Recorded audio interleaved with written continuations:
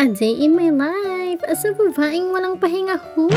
Hello sa inyo mga biday. Natapos na nga rin akong maglaba mga mima ko at dahil Sabado nga ngayon ay laba day. Late na nga rin pala akong nagising mga mima ko, mag-aalas 8 na nga niyan ay talaga namang napuyat ang babaeng ito kaka-edit, ganun. Bukod sa nag-edit kasi mga mima ko, hinahanda ko na nga rin talaga yung mga ipopost ko kinabukasan, ganun. Talaga namang nagbabalik loob na nga ang mima sir ninyo sa pagmi-mini vlog at talagang na-miss ko na nga itong mga gawain na ganito, ganun. Na-miss ko na nga rin talagang mag-voice over, mag-edit, mag-shoot, ganun. Maumay na lang talaga kayo kaka-ganun ko mga mima ko dahil ganito talaga ako magsalita. Hala siya, hindi ka gaganon for today. Maiba nga ako mga mima ko, meron nga palang nagtanong sa akin kung saan ko daw nabili yung cabinet na nasa gilid ko. Ngayon ko nga lang talaga naalala to na may nagtanong nga pala sa akin. Talaga namang napaka-busy ng pagkatao ko, kaya eto na ang sagot. Nabili ko nga yan sa Orange app mga mima ko at talaga namang ilalagay ko ang link sa comment section, kaya naman i-check out mo na. Hala siya, hindi ka magpo-promote for today's video. Hindi rin pala siya takaw space mga mima ko kasi kung mapapansin ninyo yung shape niya is pa-triangle. Para sa akin, bagay na bagay siyang ilagay sa mga sulok, ganun. Kasi nga talaga namang space saver siya. By the way, highway mga mima ko, eto na nga't nagsisimula na nga rin akong maglaba, kaya panoorin mo lang ako kasi hindi naman ikaw ang mapapagod. Hala siya, hindi ka gaganyan for today.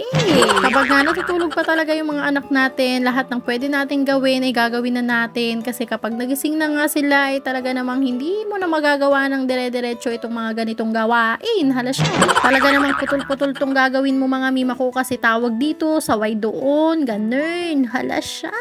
Alam kong hindi lang ako ang makaka-relate sa ganitong klaseng gawain dahil alam ko marami tayong ganito.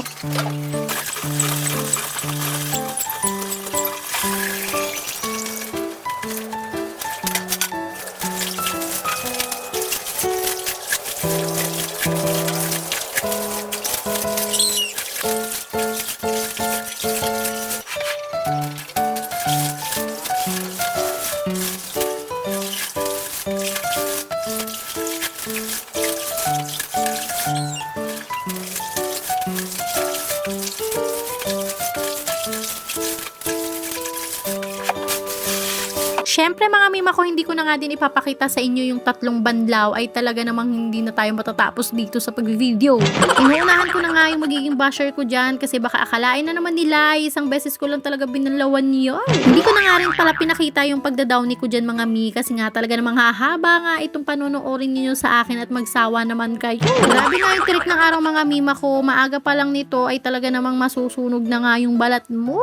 Hala siya, hindi ka gaganyan for today.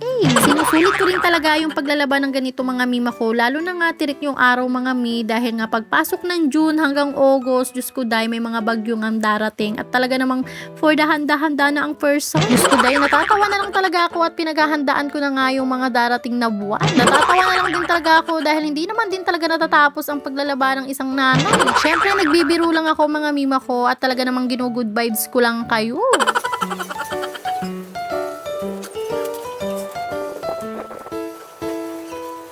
Kaya naman, from this to this. O, diba? Walang magic mga mima ko. Talaga namang hindi yan magtutupi ng pusa. Saktong-sakto naman pagkatapos ko maglaba ay lumabas na nga itong batang makulit at kagigising nga lang ng bata. Hindi na nga rin pala siya tinatanghali ng gising dito mga mi. Talaga namang iba na nga yung routine ng tulog ni CJ dito sa Pangasinan. Hindi nga gaya dun sa inuupahan namin mga mi kasi nga wala siyang activity masyado doon at hindi nga siya lumalabas ng bahay. Kaya naman talaga namang tanghali na siyang magising.